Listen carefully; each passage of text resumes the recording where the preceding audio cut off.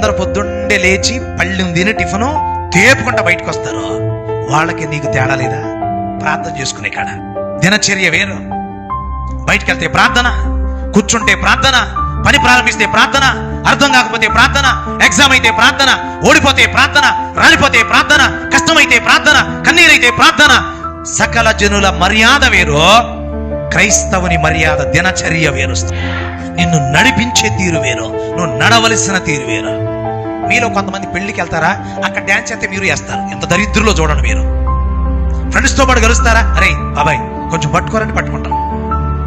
ఒకరు చూద్దామని నువ్వు చూసొద్దాం వెళ్ళి. ఏంటి నీ ప్రత్యేకత? ఎవరి ద్వారా నడుస్తున్నానో, ఎవరిని నడిపిస్తున్నాను? లోకస్తుల వలె ఉండాలనుకోవటం క్రైస్తవుని యొక్క విధి మాత్రమో కాదు. ఈ లోకములో ఉన్న నియమాలు బట్టి నడుస్తున్నావా? లోకమనబడిన సంద్రములో దేవుని వలన నడిపించబడుతున్నావు. స్తోత్రం చెప్పండి. దేవుని కోసం ప్రత్యేకమైన మంట కలిగి ఉండు.